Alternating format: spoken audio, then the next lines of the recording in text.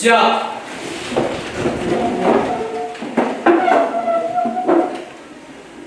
Beri salam. Selamat pagi, Pak. Oke, selamat pagi semuanya. Apa kabar anak? Baik. Baik semuanya? Baik. Siap menerima pelajaran hari ini? Siap. Oke. Sebelum kita memulai dengan kegiatan kita hari ini, kita mengawalinya dengan doa ya anak ya. Siapa yang bertugas memimpin doa hari ini? Pak, persilakan untuk maju.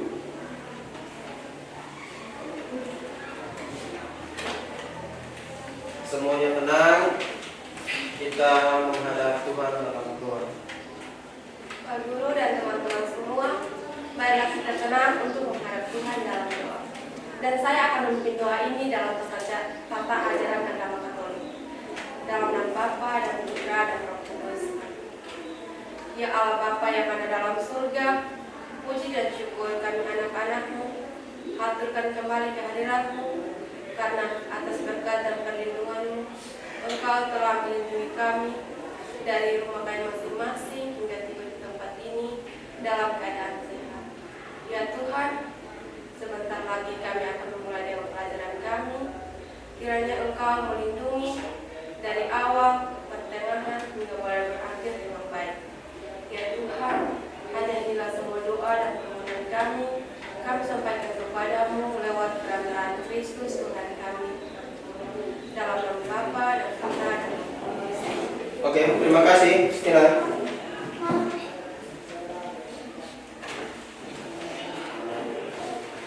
Apa ada yang tidak masuk hari ini, anak? Ada? Siapa-siapa yang tidak masuk? 3 orang, Pak. 3 orang? Ya. Atas nama siapa, anak? Apianto Nome, Apianto Nome, Apuan Angket, Apuan Angket. Blotan Nova, Semuanya keterangannya seperti apa? Alfa. Alfa, Pak?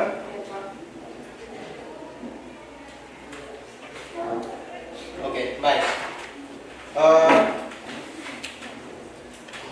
Sebelum kita memulai kegiatan kita hari ini, anak-anak, Pak mau tanya dulu kabarnya kalian, perasaannya kalian, bagaimana hari ini ya, tentang perasaannya kalian.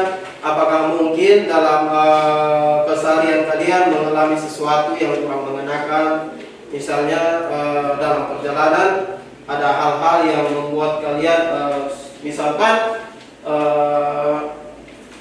ada yang menghambat perjalanan kalian datang sini, jadi suasana hatinya kurang enak ya. Untuk itu Pak mengajak mari kita sama-sama tenangkan diri ya. Kita belajar secara santai ya anak ya, santai, rileks ya. Kita tenangkan diri, lepas semua apapun yang kalian pegang ya. Duduk secara tenang ya. Silakan anak, ayo duduk secara tenang. Kemudian taruh tangan di atas meja ya, secara rileks duduknya. Kemudian tarik nafas dalam-dalam. Lepas. Ulangi lagi, tarik nafas dalam-dalam anak.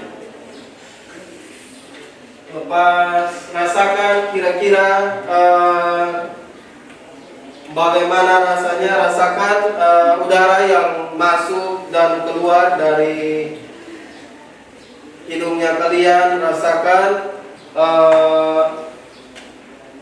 perut mengembang dan mengempis di saat udara masuk dan keluar, dan rasakan seperti apa keadaan yang sekarang ya. Di sana ulang sekali lagi ya, tarik nafas dalam-dalam. Lepas, sekali lagi. Lepas, ulangi sekali lagi, tarik nafas dalam-dalam. Lepas. Oke. Sudah lebih tenang sekarang anak? Sudah. Ya, oke, baik ya. Oke, kalau begitu kita mulai ya dengan pembelajaran kita hari ini ya. Ya, oke, baik. Untuk pembelajaran kita hari ini ya, anak, ya, kita akan belajar tentang dinamika perkembangan konstitusi dari tahun ke tahun, ya, dari masa ke masa, ya, dari masa ke masa. Konstitusi itu seperti yang sudah dipelajari pada awal sebelumnya, bahwa konstitusi itu adalah sebuah hukum dasar, ya, hukum dasar, ya. Jadi ini artinya bahwa bagaimana perkembangan konstitusi dari masa ke masa, ya, dari tahun 1945, 18 Agustus pembentukan pertama, ya, sampai dengan 1998 Orde Baru, ya. Ya, kita akan mempelajari itu hari ini, ya. Oke, baik. Mari kita sama-sama lihat tujuan pembelajarannya. Ya. Oke, baik. Untuk tujuan pembelajarannya, nah, bisa kalian lihat di depan, ya. Yang pertama, peserta didik mampu memahami latar belakang perubahan sistem pemerintahan dan politik di Indonesia dari masa ke masa, ya. Jadi bagaimana perkembangannya, perubahannya seperti apa, ya, awal kemerdekaan sampai dengan tahun 98 itu, ya, latar belakangnya akan kita pelajari, ya. Itu yang pertama. Terus yang kedua ada peserta didik mampu memahami periodisasi konstitusi di Indonesia dari masa ke masa, ya, periode artinya dari tahun berapa sampai dengan tahun berapa, sistem pemerintahannya seperti apa, bentuk negaranya apa, ya, dengan sistem pemerintahannya seperti apa, ya. Oke, jelas sampai di sini anak? Jelas, ya. Semangat sedikit anak, semangat, ya. Kita belajar secara santai, ya, jangan terlalu tegang-tegang, ya. Relax, santai, lebih enak, toh? Ya. Oke, baik. Untuk itu, Pak mempunyai sebuah video tentang masa awal kemerdekaan di Indonesia, ya. Mari kita saksikan bersama-sama video ini. Pasang telinga baik-baik, ya.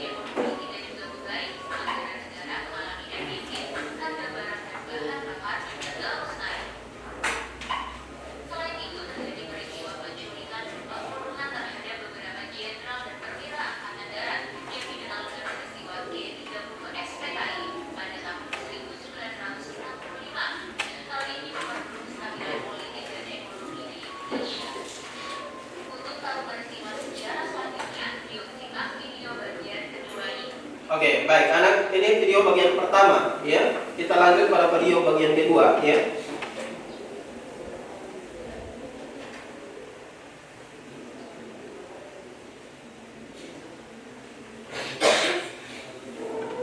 Ini dia, silakan saksikan.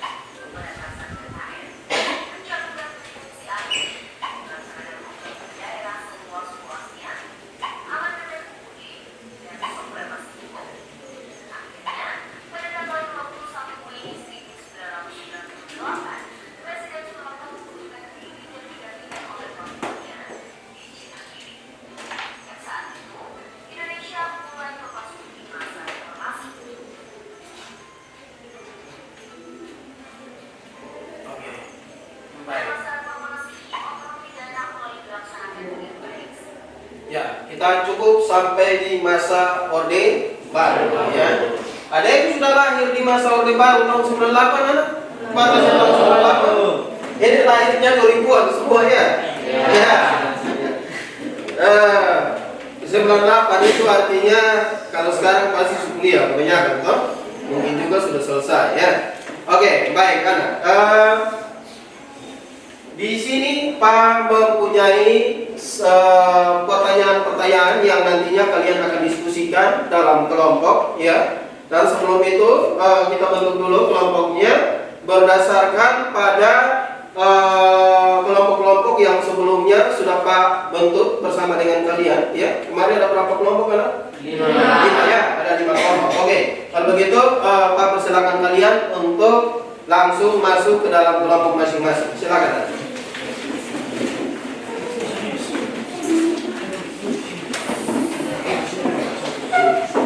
Secara tertib dan rapi anak ya.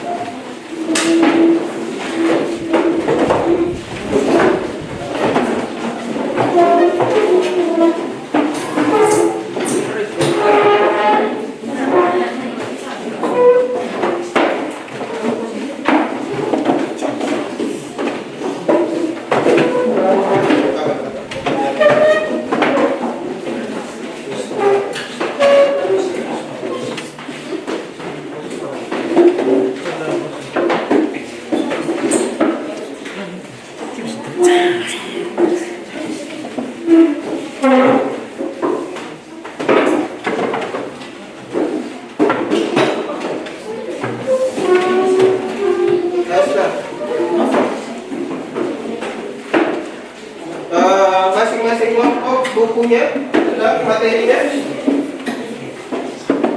sudah dipegang masing-masing ya. Ya.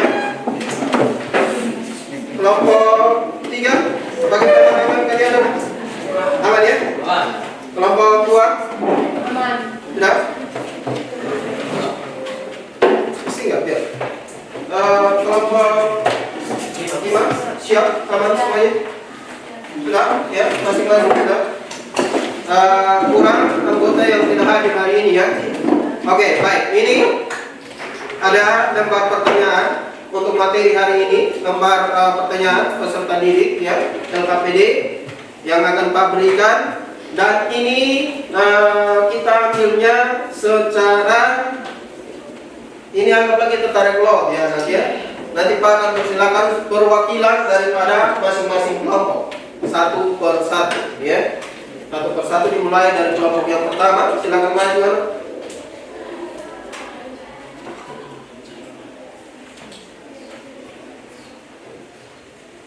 Kelompok 2.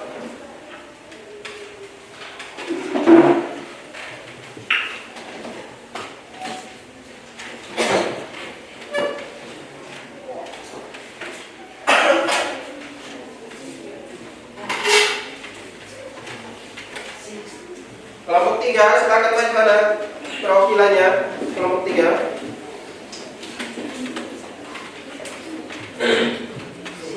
Kelompok 4.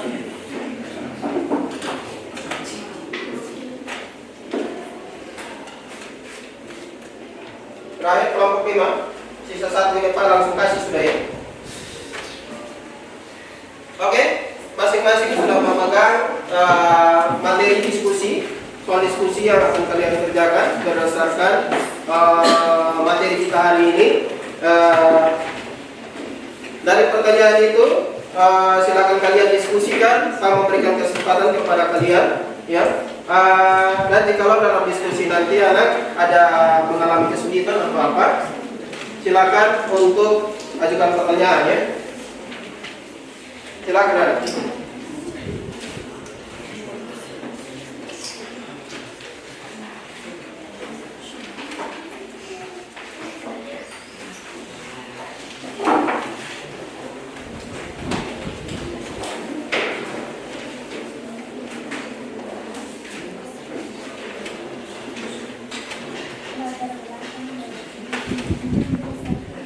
Bagaimana, aman semua kok?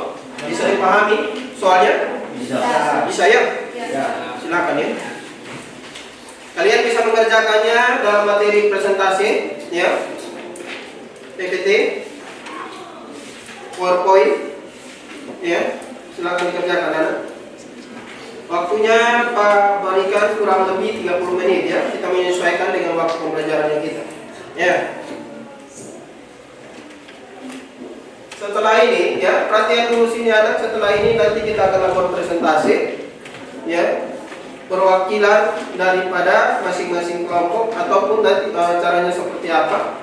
Boleh juga langsung saja berdiri di situ, atau mungkin juga memaju di sini juga Pak memberikan pembahasan kepada kalian. Yang penting cara melakukan presentasinya secara jelas, ya. Oh tidak, kita berdiri di depan sini ya, karena pakai ini. Kita berdiri di depan sini. Karena otomatis kalau di PowerPoint materi presentasinya otomatis harus maju ya. Jadi nanti sebentar ada yang sebagai pengarah moderator dan juga ada yang mengoperasikan laptop ya. Bisa ya anaknya? Bisa. Kemudian nanti setelah itu kelompok lain menanggapi untuk memberikan pertanyaan ataupun masukan ya. Bisa? Bisa. Oke, baik. Silakan dikerjakan ya.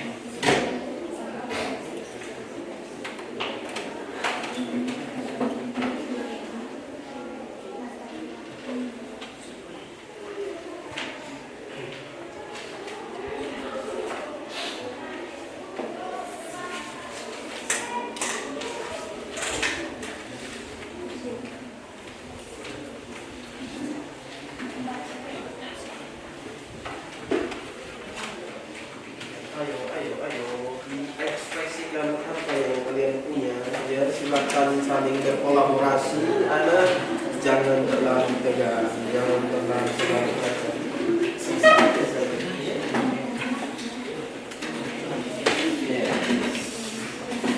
Ya, silakan ini saling berdiskusi, berkolaborasi. Ya.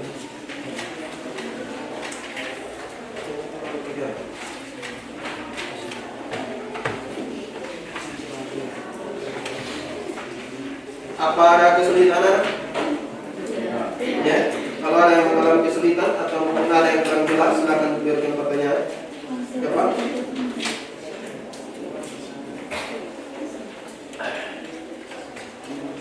Yoris, bagaimana? Aman kan? Saya ingin bertanya, Ya, bagaimana? bentuk negara peraturan tersebut, kemudian apa maksudnya bentuk apa? Oh, bentuk negara pada tahun tersebut maksudnya bahwa pada periode tahun 1950 sampai dengan 1959 itu bentuk negara Indonesia adalah negara apa? Ya, bisa mengerti, paham kan? Ya, oke. Baik. Ya, bagaimana? Pada periode ini sistem pemerintahan itu adalah artinya sistem seperti apa yang dijalankan pada tahun tersebut. Bisa mengerti? Ya, oke. Yang lain bagaimana, aman kan? Aman. Kelompok 2 aman, ya. Kelompok 3, 4 aman. Kelompok 5 aman ya. Hah? Oke, lanjut, semangat ya. Tapi bisa tuh, aman? Bisa. Putri, aman?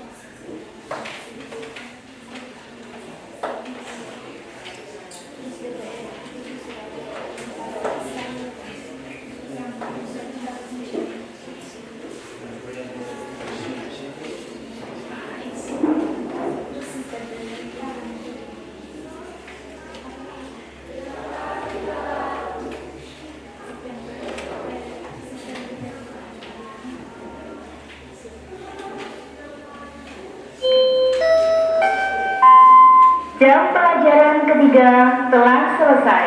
Mohon perhatian.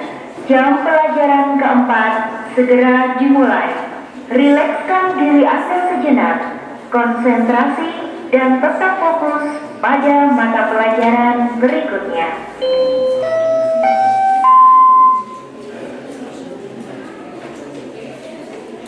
Bagaimana? Aman semuanya anak? Dipahami semuanya? Bisa ya? Bisa ya?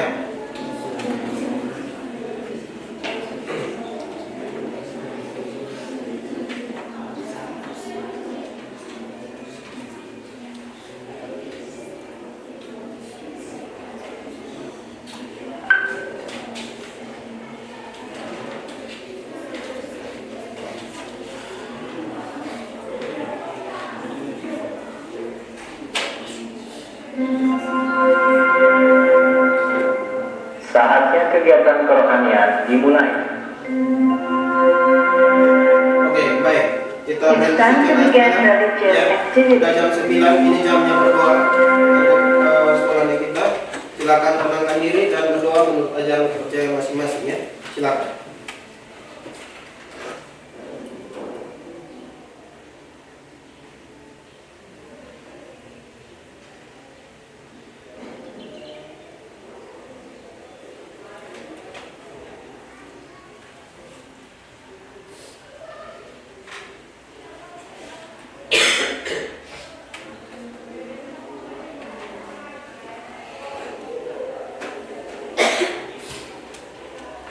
Amin.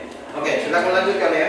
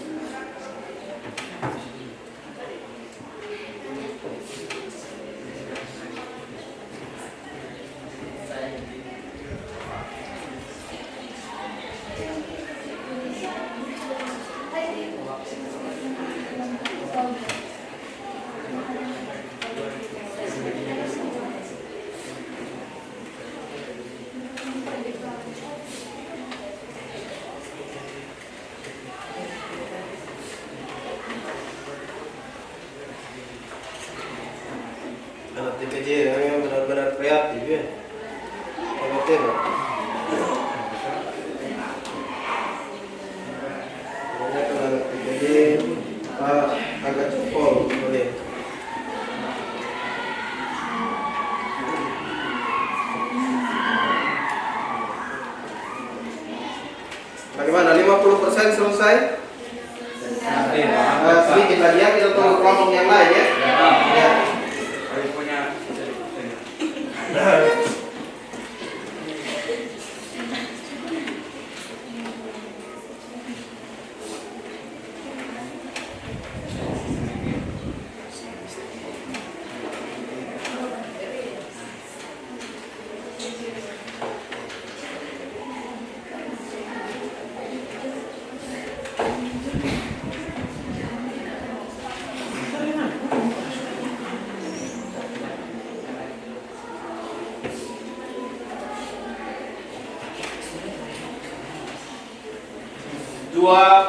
Menit lagi ya. Ya. Yang belum selesai 12 menit lagi ya.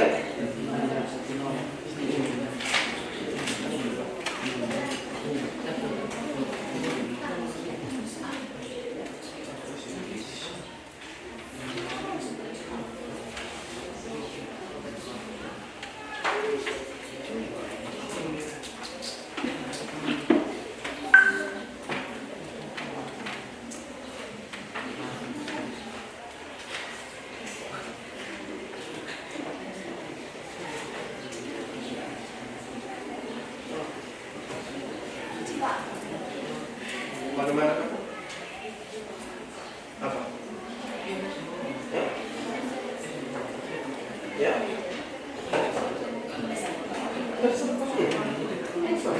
Ya?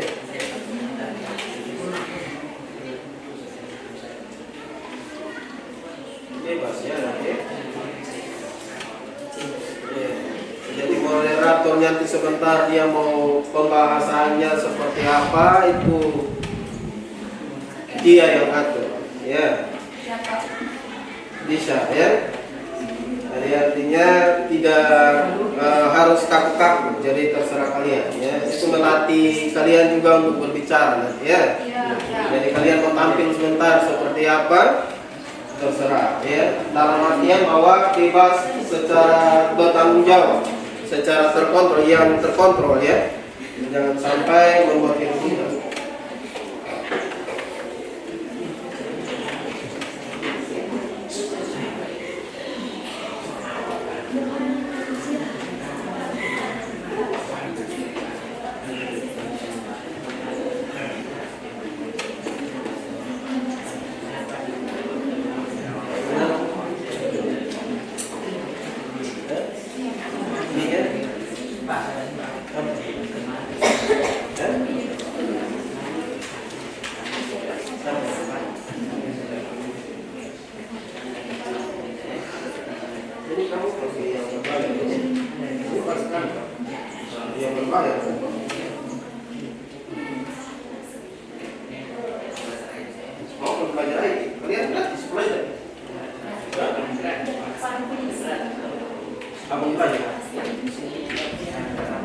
Ya, Pak BMS, abang bayar. Aku udah bayar, itu udah aku nih, nanti siapa dipakai itu. Oh, kan pakai ini.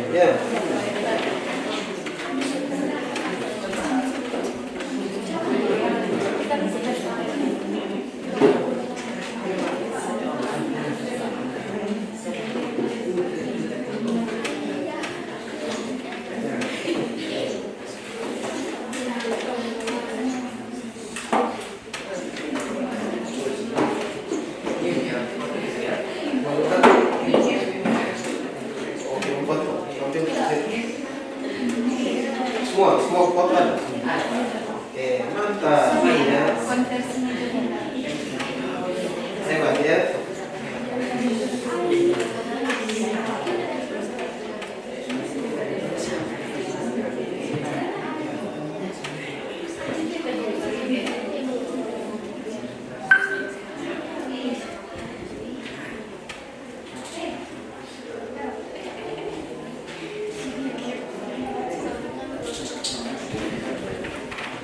Menit lagi. Ya. Hampir selesai anak. Hampir. Ya, oke, baik.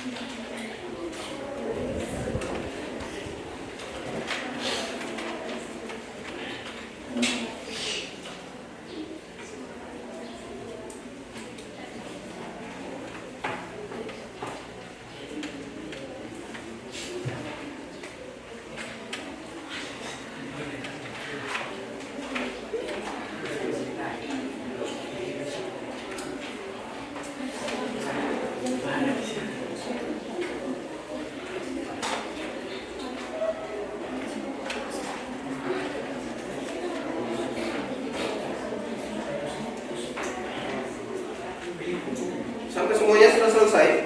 Sudah? Sudah? Kelompok 1 sudah? Sudah? Kalau sudah kita mulai sudah? Ya? Kelompok 1 sudah? Selesai ya? Sudah? Ini teman-teman sudah ya? Sudah? Kelompok 2 sudah? Aman? Kelompok 3 sudah? Kelompok 4 maaf ya? Sudah? Selesai ya? Kelompok 3? Sudah? Selesai kelompok 5? Bagaimana kelompok 5? Sudah? Oke, baik ya. Kalau begitu kita mulai ya. Oke,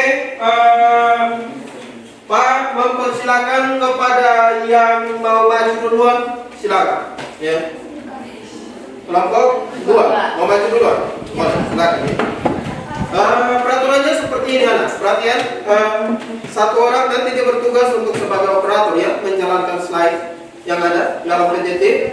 Kemudian satunya sebagai moderator dan satunya sebagai penyaji. Yang lain mungkin membaca secara bergantian, ya, bisa ya? Ya, oke. Jadi semuanya terlibat secara aktif. Mari sudah. Kemudian perhatian, nanti perhatian sini sebentar. Kelompok yang lain mendengar secara baik-baik, kemudian memberikan pertanyaan, ya, memberikan pertanyaan. Karena kita dibatasi oleh waktu, ya, masing-masing kelompok cuma satu pertanyaan, ya, ya, masing-masing kelompok cuma satu pertanyaan, dan juga mungkin ada masukan atau kritik atau saran terserah, ya, supaya kita menghemat waktu karena kita dibatasi oleh waktu, ya. Oke, baik, silakan kelompok 2.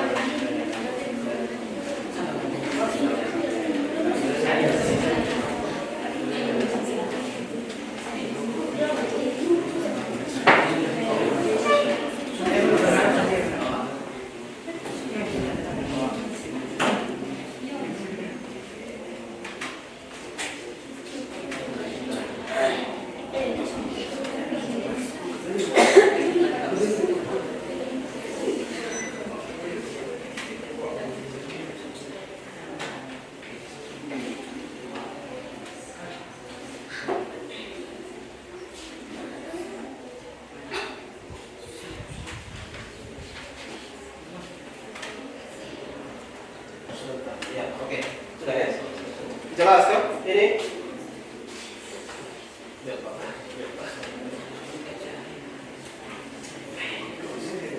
Ya, pas ya? Pas ya? Bisa semuanya bisa lihat kan? Bisa ya? Oke, silakan moderator. Baik, terima kasih atas waktu dan kesempatan yang diberikan kepada kami. Berdirinya kami di sini untuk presentasi, bukan untuk berekspektasi tinggi terhadap seseorang yang bukan menjadi milik kita. Oke, mantap. Sebagai ketua materi, saya persilahkan.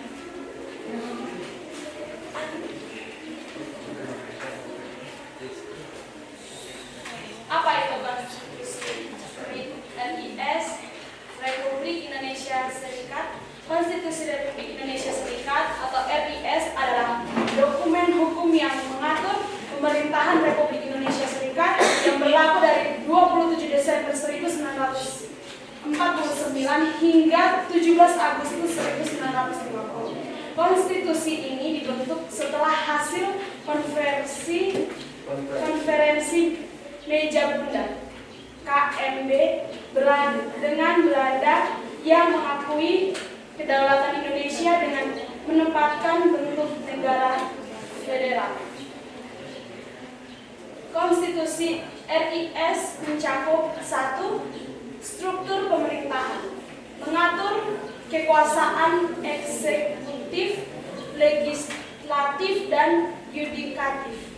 Yang kedua, pembagian kekuasaan. Yang kedua, pembagian kekuasaan, menetapkan hubungan antara pemerintahan pusat dan negara bagian. Yang ketiga, hak warga negara, menjamin hak-hak asasi bagi warga negara. Meskipun bertujuan untuk menciptakan stabilitas, konstitusi ini hanya bertahan sebentar sebelum Indonesia kembali menjadi negara kesatuan. Yang berikut latar belakang. 1. Konferensi Meja Bundar atau KMB. Konstitusi ini muncul sebagai hasil kesepakatan antara Indonesia dan Belanda dalam KMB yang diadakan pada November 1949, di mana Indonesia diakui sebagai negara merdeka dan dibentuk dalam bentuk negara serikat. Peralihan status. Sebelumnya, Indonesia merupakan negara kesatuan yang diperjuangkan melalui perjuangan kemerdekaan. Namun, dengan adanya kesepakatan KMB, Indonesia beralih menjadi negara serikat untuk memberikan pengakuan internasional terhadap kedaulatan Indonesia. Pengakuan internasional. Pengesahan RIS oleh Belanda menandakan pengakuan terhadap kemerdekaan Indonesia secara resmi. Hal ini penting dalam konteks diplomasi internasional pasca Perang Dunia Kedua. Struktur pemerintahan. Undang-Undang Dasar RIS dirumuskan untuk mengatur struktur pemerintahan federal yang mencakup beberapa negara bagian termasuk Republik Indonesia sebagai negara pusat. Perbedaan ideologi dan aspirasi.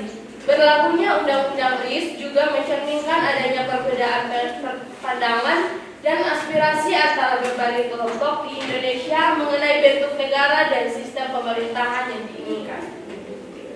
Lanjut, transisi menuju negara kesatuan. Undang-Undang RIS berlaku selama periode transisi sebelum Indonesia kembali menjadi negara kesatuan pada 17 Agustus 1950. Ini adalah fase penting dalam perjalanan politik dan hukum Indonesia pasca kemerdekaan.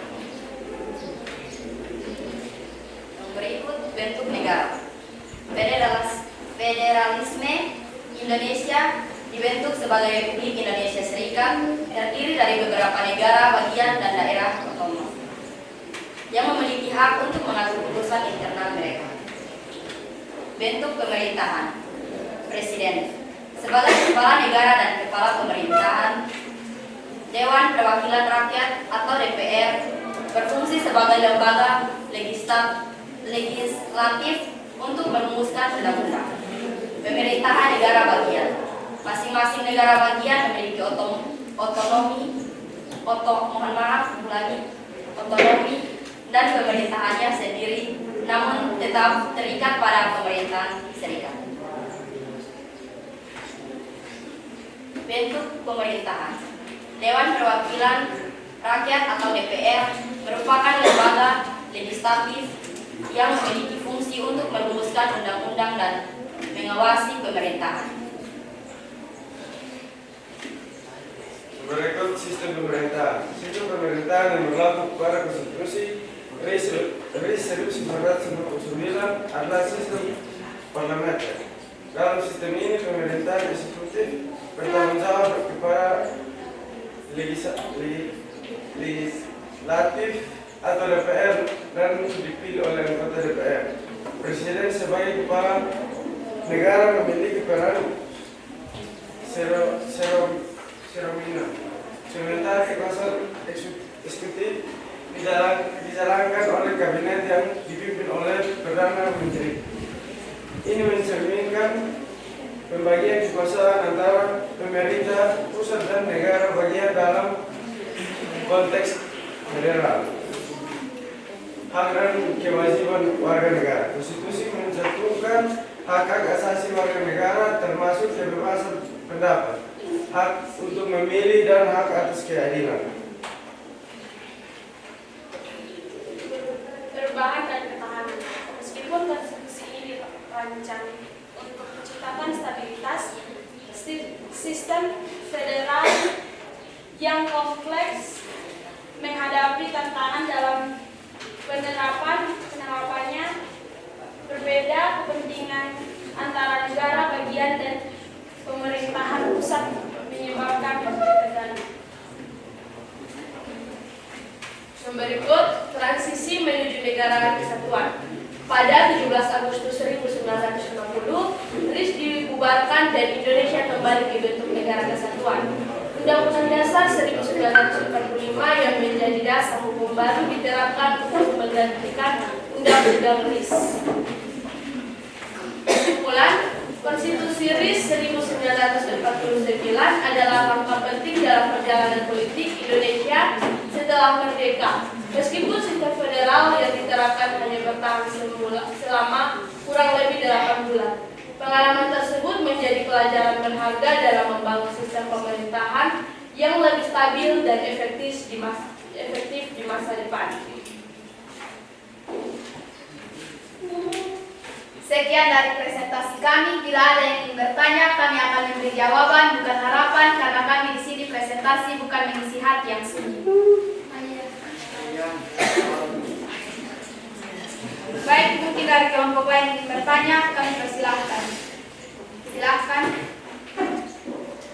Baik, saya ingin bertanya, apa tantangan utama yang dihadapi pemerintah pada periode Undang-Undang Dasar di tahun 1949 sampai 1950? Apa tantangan utama yang dihadapi pemerintah pada periode Undang-Undang Dasar di tahun 1949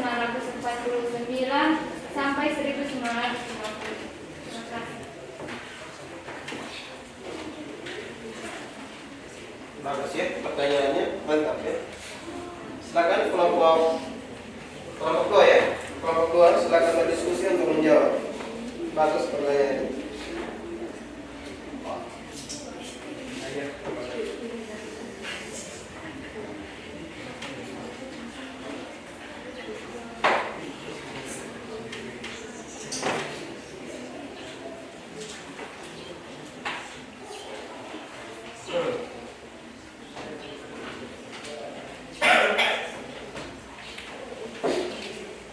Baik, kami akan menjawab pertanyaan dari kelompok 1. Jawabannya, tantangan utama pemerintahan pada periode Undang-Undang Dasar di tahun 1949 sampai 1950 adalah yang pertama, ketidakstabilan politik akibat banyaknya partai dan perubahan koalisi.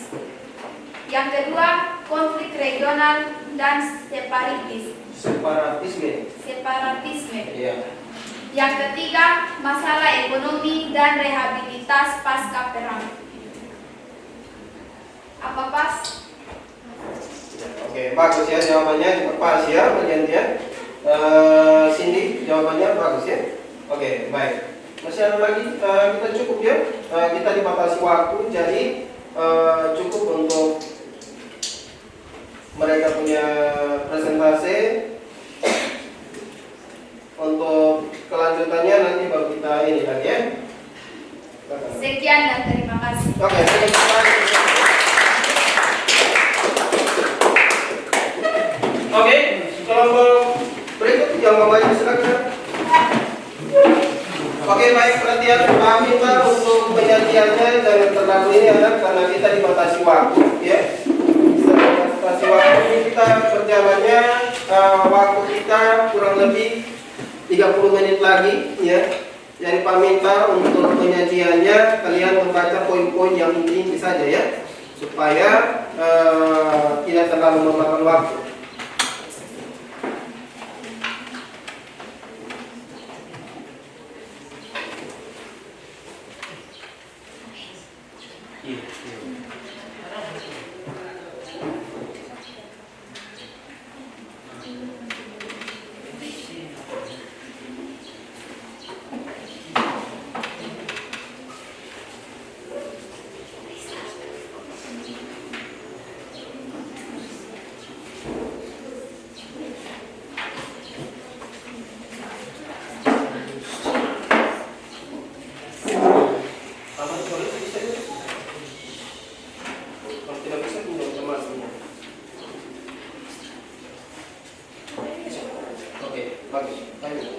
Terima kasih atas waktu dan kesempatan yang telah diberikan kepada kami. Di sini kami dari kelompok 3 akan mempresentasikan hasil diskusi kami. Di sini kami akan membahas tentang NKRI. Di sini kami akan membahas tentang UUD 1950 yang berlaku pada periode 17 Agustus 1950 sampai dengan 5 Juni 1959. Yang kami bahas yaitu dimulai dengan latar belakang berlakunya Undang-Undang Dasar, apa bentuk negara pada tahun tersebut, apa bentuk pemerintahan pada tahun tersebut, dan apa sistem pemerintahan pada tahun tersebut. Yang berikut latar belakang berlakunya Undang-Undang Dasar 1950. Undang-Undang Dasar 1950 hadir sebagai jawaban atas dinamika politik dan konstitusional yang kompleks setelah Indonesia meraih kemerdekaan. Berikut beberapa latar belakang berlakunya Undang-Undang Dasar ini. Yang pertama, Republik Indonesia Serikat atau RSI. Setelah kemerdekaan Indonesia sempat berbentuk RSI, sistem federasi ini dianggap tidak efektif dan menimbulkan berbagai masalah, termasuk ketidakstabilan politik. Yang kedua, keinginan untuk membentuk negara kesatuan. Banyak pihak termasuk Presiden Soekarno menginginkan Indonesia kembali menjadi negara kesatuan. Hal ini didorong oleh semangat persatuan dan kesatuan bangsa. Yang ketiga, perlu adanya konstitusi yang lebih sesuai. Undang-Undang Dasar atau Undang-Undang Dasar Republik Indonesia Serikat dianggap tidak mengakomodasi aspirasi dan kebutuhan bangsa Indonesia secara keseluruhan. Oleh karena itu, diperlukan konstitusi baru yang lebih fleksibel dan dapat mengakomodasi berbagai kepentingan. Apa bentuk negara pada tahun 17 Agustus 1950 sampai 5 Juli 1959? Mari kita bahas lebih dalam mengenai UUD 1950 dan bentuk negara pada periode 17 Agustus 1950 sampai dengan 1959. UUD 1950 yang dimaksud sebenarnya adalah Undang-Undang Dasar Sementara Republik Indonesia. UUD S 1950, UUD S ini disahkan pada tanggal 15 Agustus 1950 dan mulai berlaku pada tanggal 17 Agustus 1950. UUD S 1950 ini menggantikan Konstitusi RIS atau Republik Indonesia Serikat yang sebelumnya berlaku. Bentuk negara pada periode 17 Agustus 1950 sampai 5 Juni 1959. Pada periode yang berlaku UUD S 1950, bentuk negara Indonesia adalah Republik Kesatuan meskipun awalnya Indonesia berbentuk negara federasi RIS. Namun memulai berbagai perundingan dan kesepakatan, akhirnya keputusan untuk kembali ke bentuk negara kesatuan seperti tercantum dalam UUD 1945.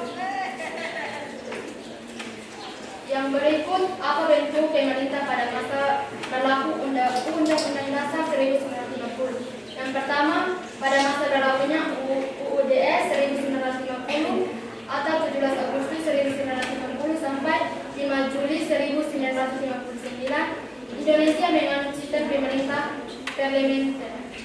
Yang kedua, apa itu sistem pemerintah parlementer? Yang ketiga, dalam sistem ini kekuasaan tertinggi dalam menjalankan pemerintah berada di tangan Perdana Menteri dan kabinetnya.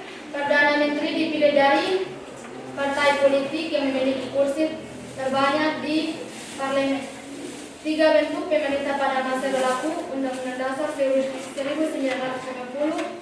Yang pertama, kekuasaan eksekutif. Kekuasaan tertinggi dalam menjalankan pemerintah berada di tangan Perdana Menteri dan kabinet. Perdana Menteri dipilih dari partai politik yang memiliki kursi terbanyak di parlemen. Yang kedua, peran presiden. Presiden lebih berperan sebagai simbol negara dan tidak memiliki kekuasaan yang besar dalam menjalankan pemerintah sehari-hari. Yang ketiga, peran parlemen. Parlemen memiliki peran yang sangat penting dalam proses pembuatan undang-undang dan pengawasan terhadap jalannya pemerintah.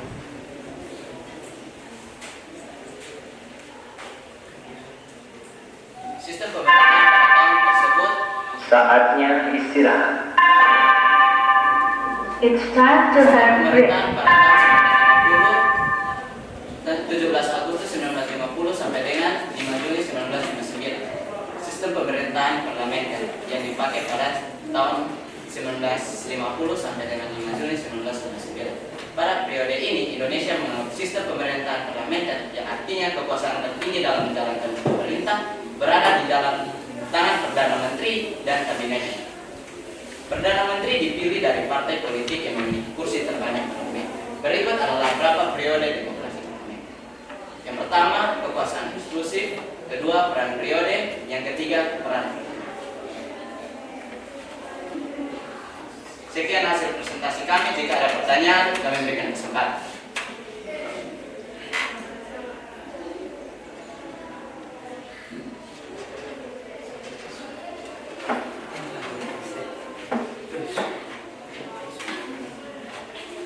Silakan ditulis pertanyaannya. Apa dampak dari Pemilihan umum tahun 1955. Oke. Bagus. Silakan kelompok 3 ya. Kelompok 3 menjawabnya. Oke, baik, saya akan menjawab pertanyaan dari kelompok 2. Jawaban pemilihan umum 1955 menghasilkan DPR yang lebih representatif, tetapi juga memperdalam fragmentasi politik di mana banyak partai politik bermuncul dan mengarah pada ketidakstabilan pemerintah. Oke. Jawaban kami bisa diterima. Pas. Ya, oke. Baik.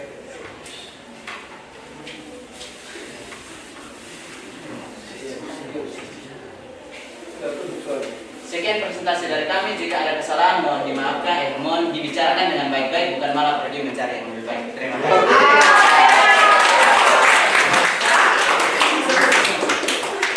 Oke, baik. Lanjut, cepat sudah.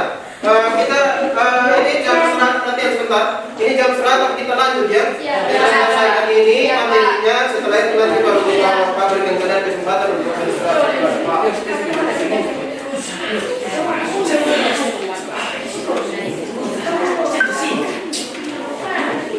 Silakan cepat kelompok.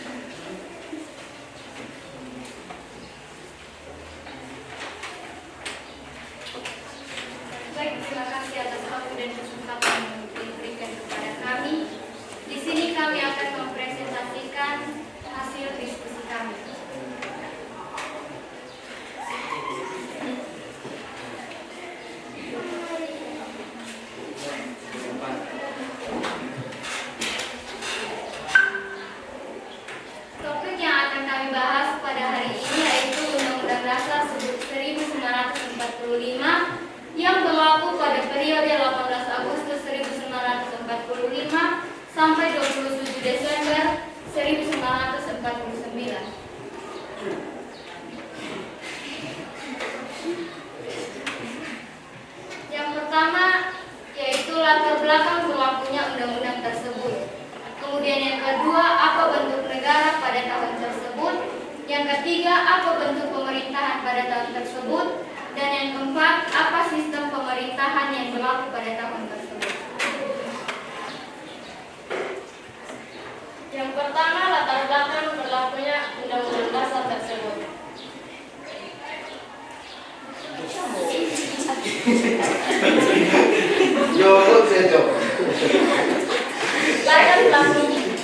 Latar belakang berlakunya Undang-Undang Dasar 1945 pada periode 18 Agustus 1945 hingga 27 Desember 1949 berkaitan era dengan perjuangan Indonesia untuk merdeka dan penjajahan.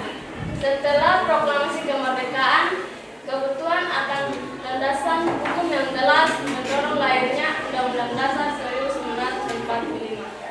Dokumen ini mencerminkan aspirasi rakyat Indonesia akan pemerintahan yang demokratis dan berdaulat. Selain itu, situasi politik yang tidak stabil akibat konflik dengan Belanda, termasuk agresi militer, mempengaruhi pelaksanaan Undang-Undang Dasar. Undang-Undang Dasar 1945 juga menjadi simbol persatuan dan identitas bangsa dalam menghadapi tantangan serta mengatur tata pemerintahan yang diharapkan mampu mengawal proses transisi menuju pengakuan kedaulatan yang akhirnya dicapai pada 27 Desember 1949. Yang kedua, apa bentuk negara pada tahun tersebut? Bentuk negara yang berlaku pada periode 18 Agustus 1945 hingga 27 Desember 1949 adalah negara republik. Dalam konteks ini, Indonesia mengadopsi sistem pemerintahan presidensial, di mana presiden berfungsi sebagai kepala negara dan kepala pemerintahan. Negara republik ini menekankan kedaulatan rakyat dan pengakuan terhadap hak-hak asasi manusia. Meskipun pada saat itu situasi politik masih dipengaruhi oleh perjuangan kemerdekaan dan konflik dengan Belanda. Yang berikut, apa bentuk pemerintahan pada tahun tersebut? Pada periode 18 Agustus tahun 1945 hingga 27 Desember tahun 1949, sistem pemerintahan yang berlaku di Indonesia adalah sistem presidensial dengan negara republik. Pada masa ini, Soekarno menjabat sebagai presiden yang sekaligus berfungsi sebagai kepala pemerintahan. Undang-Undang tahun 1945 yang digunakan pada 18 Agustus tahun 1945 menjadi landasan konstitusi, meskipun implementasinya mengalami tantangan karena situasi politik dan konflik dengan Belanda. Dalam periode ini terdapat Dewan Perwakilan Rakyat DPR yang berfungsi sebagai lembaga legislatif, meskipun dalam praktiknya banyak keputusan ditentukan oleh presiden dan rakyat. Selain itu, kondisi negara yang masih dalam keputusan yang ditentukan oleh presiden dan rakyat. Selain itu, kondisi negara yang masih dalam keadaan darurat, perang juga melalui cara kerja pemerintahan secara keseluruhan meskipun secara formal. Sistem presidensial diterapkan dinamika politik saat itu seringkali mengarah pada konsentrasi kekuasaan dan tangan.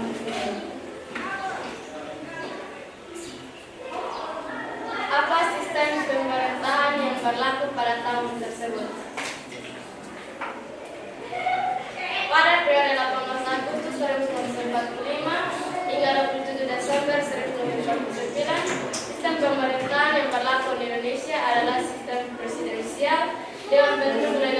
resmi. Pada masa ini, saya akan menjabat sebagai presiden yang sekaligus berfungsi sebagai kepala pemerintahan. Undang-Undang Dasar 1945 yang diundangkan pada 18 Agustus 1945 menjadi landasan konstitusi, meskipun implementasi mengalami tantangan karena situasi politik dan konflik dengan Belanda. Selama periode ini terdapat Dewan Perwakilan Rakyat atau DPR yang berfungsi sebagai lembaga legislatif, meskipun dalam praktiknya banyak keputusan yang ditentukan oleh Presiden dan Kabinet. Selain itu, kondisi negara yang masih dalam keadaan darurat sekarang juga mengaruhi cara kerja pemerintah.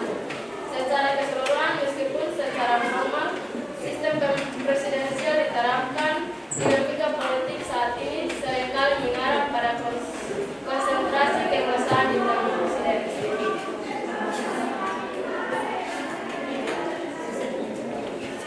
Sekian dari hasil presentasi kami. Jika dari kelompok lain ada yang ingin ditanyakan, Langsung ya, Judebel style ya. Mantap ya. Silakan dicatat pertanyaannya, silakan.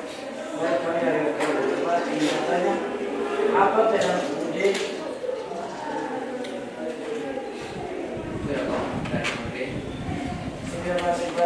dalam sistem pemerintahan?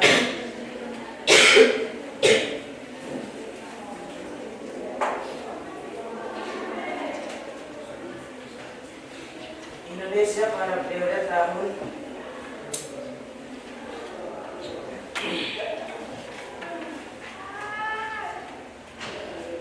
1945 sampai 1949.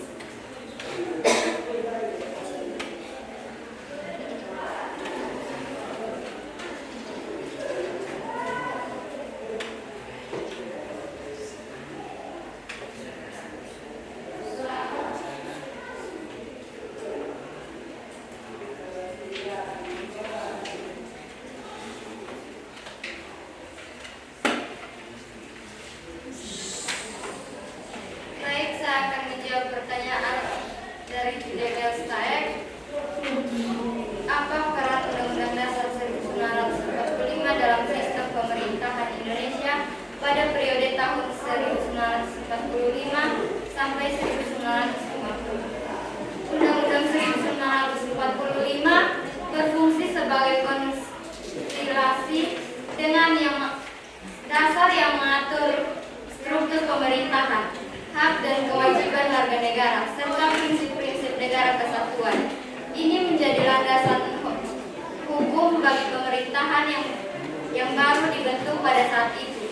Sehingga dengan kata lain bahwa pada saat itu, walaupun Indonesia baru saja merdeka, tetapi Indonesia sudah mempunyai suatu panduan aturan yang jelas, walaupun masih terdapat banyak kekurangan.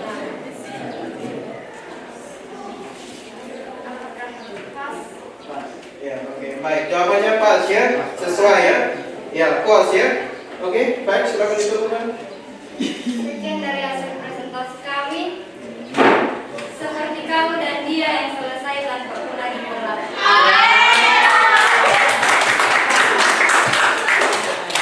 Oke, baik. Dari kelompok terakhir pada waktu kita, perhatian sini waktu kita sudah sisa 15 menit lagi ya.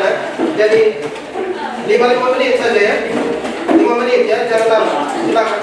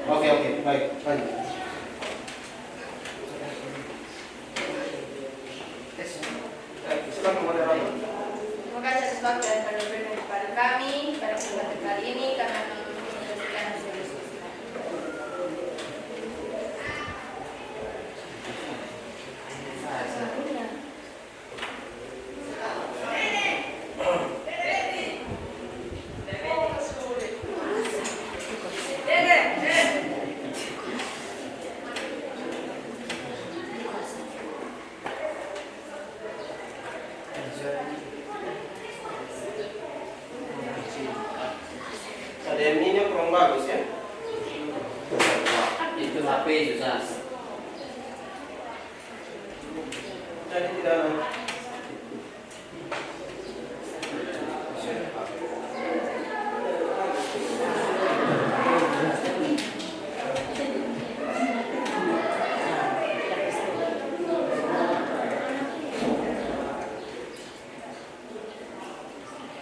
kamu connect ya?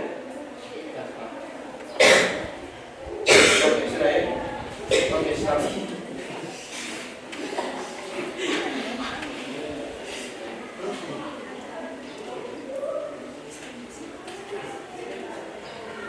Sini kami akan membahas tentang UUD RI tahun 1945 dan masa kembalinya UUD 1945. Latar belakang. Dewasa ini banyak masyarakat Indonesia yang mengabaikan arti pentingnya UUD Dasar 1945 sebagai konstitusi di Indonesia, bahkan bukan hanya mengabaikan, namun banyak juga yang tidak mengetahui hakikat dan makna dari konstitusi tersebut. Tetapi di era globalisasi ini masyarakat dituntut untuk mampu memilih pengaruh positif dan negatif dari globalisasi tersebut. Langsung pengukur. Kedua, bentuk negara pada periode 1959 pada periode 1959 sampai 1966, bentuk negara Indonesia adalah negara kesatuan dengan sistem pemerintahan yang bersifat demokrasi. Yang berikut apa bentuk pemerintahan berlaku pada tahun 1999 sampai 1996. Pada periode 1999 sampai 1996, bentuk negara Indonesia adalah negara kesatuan dengan sistem pemerintahan yang bersifat demokrasi terpimpin. Berikut apa sistem pemerintahan pada 1999 sampai 1996. Pada periode 1999 sampai 1996, sistem pemerintahan Indonesia adalah demokrasi terpimpin yang merupakan sebuah sistem di mana kekuasaan politik sangat terpusat pada Presiden Soekarno. Kesimpulan, UUD 1945 adalah yang ditetapkan Indonesia. UUD 1945 bersifat dinamis. UUD 1945 menjamin hak dan kewajiban warga negara. UUD 1945 menjadi pedoman bagi penyelenggaraan negara. Dan kawan-kawan, ada pertanyaan? Baik, kami dari kelompok Filka ingin bertanya, apa yang menjadi penyebab krisis politik pada akhir periode tahun 1959 sampai 1966 di Indonesia?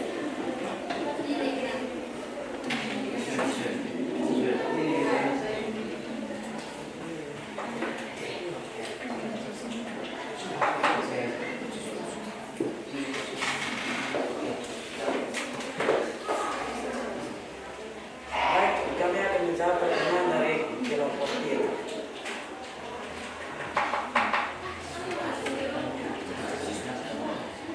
Krisis politik di Agustus periode ini disebabkan oleh ketegangan antara militer dan Partai Komunis Indonesia atau PKI. Ketidakpuasan masyarakat terhadap pemerintah yang otoriter dan korup. Konflik sosial dan ekonomi yang meningkat yang mengarah pada situasi yang tidak stabil. Apakah ada kelompok Sudah cukup ya? Sekian dari hasil presentasi kami. Kami berdiri di sini untuk membahas, bukan untuk mengisi hati yang bos. Ya. Ini mereka kata-kata benar-benar luar biasa. Ya. Oke, kelompok terakhir kesempatan supaya jangan dimakan waktu. Ayo.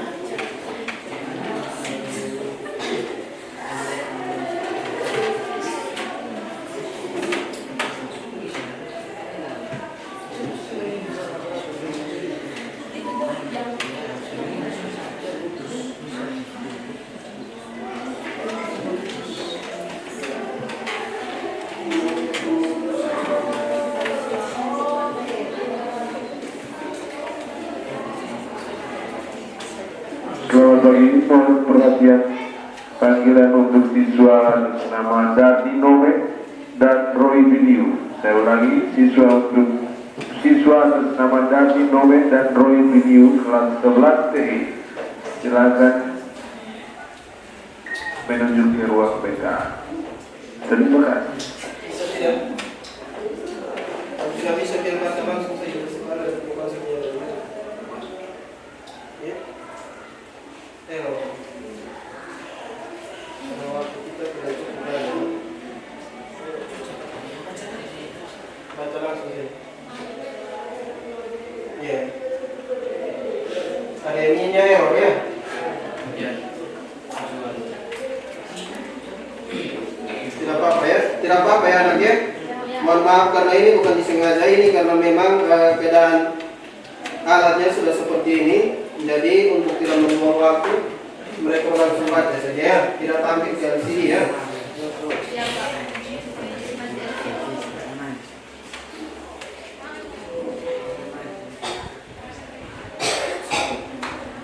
Baik, terima kasih atas waktu dan kesempatan yang diberikan kepada kelompok kami. Kami dari kelompok 5 ingin mempresentasikan hasil diskusi kami kepada pemateri. Baik, yang pertama latar belakang berlakunya UUD tersebut. Latar belakang berlakunya Undang-Undang Dasar 1945 pada periode 11 Maret 1966 hingga 21 Mei 1998 berkaitan erat dengan konteks politik dan sejarah Indonesia di masa tersebut. Berikut adalah beberapa faktor penting yang melatar belakangi berlakunya UUD 1945 pada periode ini. Yang pertama, peristiwa G30S atau PKI dan krisis politik. Yang kedua, Super Semar atau Surat Perintah 11 Maret 1966. Yang ketiga, transisi Orde Baru. Yang kedua, apa bentuk negara pada tahun tersebut? Pada periode 11 Maret 1966 hingga 21 Maret 1998, bentuk negara Indonesia tetap berbentuk negara kesatuan dengan sistem republik presidensial sesuai dengan Undang-Undang Dasar 1945. Yang ketiga, apa bentuk pemerintahan pada tahun tersebut?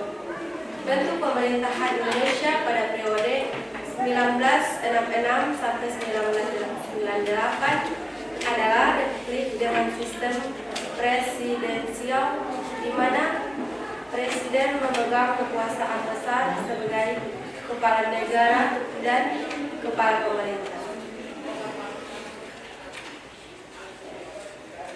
Yang berikut adalah penjelasan lebih lanjut mengenai sistem pemerintah pada waktu itu. Yang pertama, republik presidensial. Yang kedua, kekuasaan presiden yang sangat dominan. Yang ketiga, majelis permusyawaratan rakyat atau MPR. Yang keempat, pembatasan dan kebebasan politik. Yang keempat, apa sistem pemerintahan yang berlaku pada tahun tersebut? Sistem pemerintahan yang berlaku di tahun Indonesia pada masa 1966 sampai 1998 ada sistem presidensial, tapi dengan ciri khas otoritarianisme di bawah Orde Baru.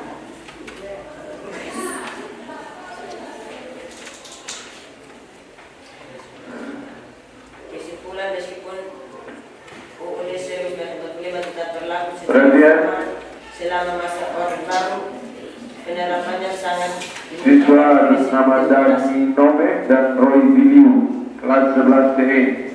Darmi Nome dan Roy Biliu kelas 11 TE Anda ditunggu di ruang BK. Baik, sekian dari hasil Terima kasih. diskusi kami. Mungkin ada pertanyaan dari teman-teman, kami persilakan. Ya, silakan. Baik, kami dari kelompok 1 ingin bertanya. Apa yang dimaksud dengan orde baru? Apa yang dimaksud dengan orde baru? Ya, kalian punya terakhir 98 ya? Ya, oke. Baik, saya akan menjawab pertanyaan dari kelompok 1. Orde baru adalah istilah yang merujuk pada masa pemerintahan Soeharto setelah mengambil alih kekuasaan pada tahun 1966. Pemerintahan ini menekankan stabilitas politik, pembangunan ekonomi, dan kontrol ketat terhadap posisi. Sekian hasil presentasi kami. Kami akhiri sampai di sini. Jangan lupa sadar diri karena dia bukan milik Mulan. Baik, terima kasih. Baik semuanya. Ya. Oke, baik. Silakan duduk anak. Mari sama-sama kita simpulkan pembelajaran kita hari ini ya. Semuanya perhatian sini. Kelompok 5 cepat duduk anak. Ya. Oke, kesimpulannya ya. Dari tahun 1945 sampai 98, Indonesia mengalami banyak sekali perubahan dalam sistem pemerintahan ya. Hal ini dipengaruhi atau latar belakangnya banyak sekali. Ada faktor ekonominya, sosial budaya, ya budayanya itu karena Indonesia dibentuk dari berbagai macam suku, bangsa, dan budaya. Sehingga ini untuk mempersatukan dalam satu negara kesatuan ini agak sedikit sulit. Sehingga butuh penyesuaian ya. Dan juga ada beberapa faktor lainnya, misalkan situasi pasca Perang Dunia ya, Perang Dunia Kedua ya. Oke, kemudian ada lagi sistem pemerintahannya. Indonesia mengalami juga perubahan-perubahan, misalkan dalam sistem pemerintahan parlementer dan juga sistem pemerintahan presidensial. Ya, presidensial. Sekarang Indonesia sistem pemerintahannya apa? Presidensial. Ya. Presidensial itu artinya bahwa yang menjadi kepala negara adalah presiden. Kepala negara dan kepala pemerintahannya adalah presiden. Oke, baik. Untuk pertanyaan refleksinya, Pak minta kalian menulis untuk nanti dikumpulkan minggu depan ya. Apa yang sudah kalian dapatkan dari pembelajaran hari ini? Silakan dituliskan.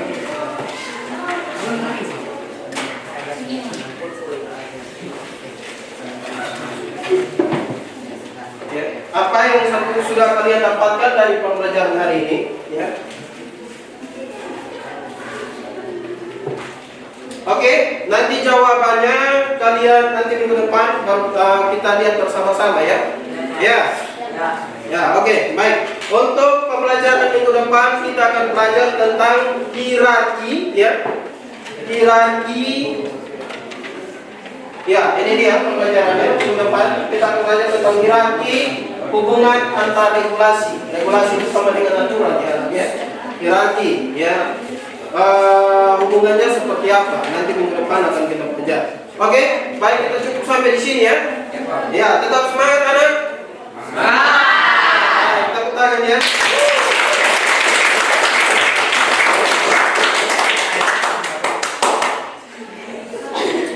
Oke, sekian ya.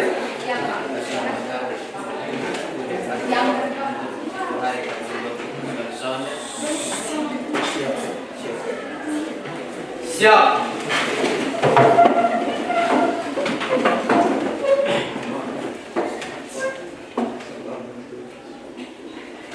Baris salam. Terima